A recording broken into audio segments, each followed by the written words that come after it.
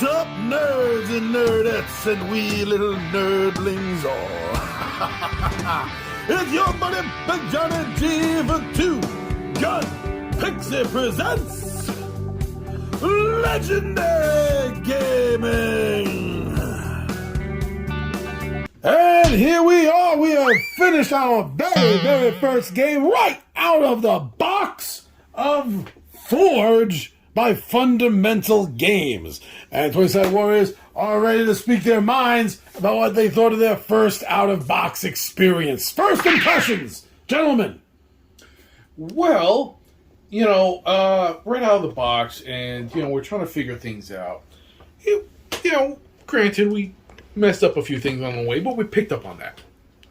And I gotta say, doing these resource, intensive games, you have to do a lot of planning beforehand, because it'll eventually bite you on the ass in the end. But out of the box, this is actually a pretty good game. I gotta say, I enjoyed it. All right, let's move down the line. Andrew. Out of box, it is like, in just looking at the big picture, it seems a lot more daunting than it actually ends up being. It's, we mentioned this off camera, but there's a lot of once it clicks, you're like, okay, I know how to do this, and you can kind of start planning, not planning so much where if one thing goes wrong, the whole game is off kilter, but planning enough where it's all right, I can do this on my next turn, or this, and that I can kind of keep in mind everybody else's actions. I had a ton of fun with it. It was pretty great. You also won dramatically. Dramatic fashion. I may be a little biased. I will preface by saying this: it's a worker placement game, it's a resource management game, which I absolutely love those types of games. So I was right off the bat, I was in. I'm like, let's go, let's do this, let's have some fun. And yeah, it just like everyone was saying, once it clicks, it clicks. The rules are. It may seem like it's bogged down, and it's really not. Everything's fairly simple and straightforward. Start small, build resources, build your forge, build up on everything. And once you kind of get into a groove, you really keep going. And what ends up, at the beginning, what slows you down is referencing rules and how to do things. And then maybe 2 or 3 turns in, what slows you down is everyone sitting silently staring at the board trying to think, well, how can I best place my workers to stop everyone else from getting what they need? So it starts out as learning and quickly becomes strategy. But I really enjoyed this. And I think, to preface, I believe we were using a prototype version of this. And for a prototype, this is incredibly impressive. There were a few hiccups that we ran into just as far as wording goes with certain rules, which, with this being the prototype, the fact that there's only a couple of small things of this just needs some clarification is impressive in itself, because we've gone through some other things and have had some bogged down experiences. But this was pretty good. This feels like it's complete and it's pretty close if it's not already ready to go. So I was thoroughly impressed and I really enjoyed it. Now you absolutely love these resource games. Yes. But Andrew, this is your first time playing one of these type games. What did you think of resource management and area control? It's interesting. It's definitely something that I want to get a little more experience in down the road, because it's a different type of. It's not a type of game you play, every day. But it is cool to kind of micromanage everything that's going on. But yeah, it feels a little more rewarding seeing everything come together in the end. But yeah. Now, Ron. Yes. You're somewhere in between. You've played a couple of resource management games over the years, I believe, over here.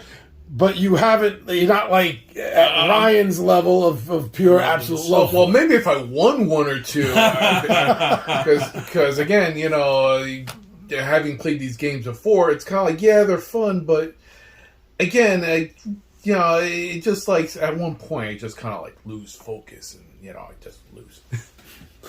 All right, so you all seem very happy with the game. You're glad you played it. Yes. Yeah, for sure.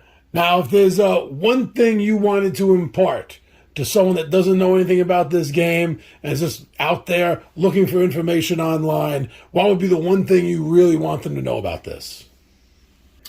It starts off a little, not slow, but it's very much a build up, and then everything kind of starts taking off. Like we mentioned this off camera. It's very much like a snow. It's kind of a snowball effect where it's like once you get going, a lot of stuff starts taking on, going on at once. That where I was kind of trying to formulate is that it ends up being a snowball effect where the first few turns you think nothing's happening, and then all of a sudden there's an explosion of 4 or 5 different things all trigger at once that end up and then you realize there's only a couple turns left. Yeah. I'll say it's simpler than it looks. Looking at all this, there's a lot of components, and it may look daunting. To someone who's either new to this genre of game or has played... I mean, if you've played other genres of games like this, then you know there's always a lot of little bits and pieces that go into a game like this. But someone who's maybe looking to get into a game like this, it looks daunting, and it ends up actually being much easier than you think. What do you guys... now, this is just a prototype, but what do you guys think of the idea, the image that they're going with for the look of the game? Oh, I think it's great. I love the idea that it's a medieval forge and that you're kind of helping with like as far as theming goes. Yeah. And not only that, also it's more like you're running a business. Yes. Yeah. You know, not only do you have to build stuff, but then of course to actually move forward, you have to send your guys out to training. You have to get the materials. You have to see how much money you have to get either buy materials or, that's what a lot of things. That's some of the factors that you have to think of, and of course you got 4 other people, going after the same resources. Yeah, it's very much. I mean, it's capitalism to a T. Yeah. It really is. You're all vying for very limited pools of resources, all looking to upgrade the same thing and come out. Right, and also the other thing, you're looking for jobs. Yeah, you have all this equipment, but if you have no jobs, then you have no money coming in. So there seem to be a few points in the game where we're hitting brick walls, so to speak. But it seemed to me like the game was developed like that. Like you're going to be doing something, hit a brick wall, and move off to something else. What did you guys think of that? That's exactly what ended up happening to me. Is the first 2-3 turns of the game, I realized I was forced to go in one particular direction to go much simpler than what my grand designs were. Because I realized, there are choke points with resources, and I think it's on purpose because there's one resource in the game that's automatically, it's incredibly hard to come by. Like, you can only get it once or in 1 or 2 places, and there's only a couple of them of pieces that are even included in the game with the bricks. So just in a general sense, there are choke points where you have to very carefully manage where you're going with your plans. I think the real winner in this game is whoever the NPC is making all the bricks. Yeah. Whoever the bricklayer, add a 5th player bricklayer who just rakes in all of the money. All right, so do you think this is the kind of game that you would A, want to play again, and B, you would suggest to other gamers? I would definitely play this again. I would do it again. I would play again, and I would recommend this to anyone who actually, not just anyone who just likes the genre, but just the this could be. I wouldn't call this a gateway game because it's a little more intensive.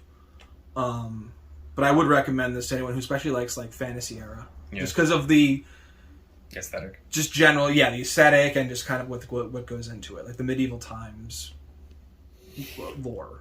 All right, I'm glad you guys are really happy with the game because I really enjoyed it too, and I'd like to get this to the table with us more often, and also try different player counts, see what it's like with just 2, what it's like with 3, and of course, I'll do a solo run of it, and we'll see what that's like as well. All right, guys, thank you very much for taking your time, your energy to experience this new game by FunDaMental Games, and that game is called Forge. I'm your buddy Big John at G for Two Gun Pixie Presents Legendary Gaming, and these are the 20-sided warriors, and we are out of here.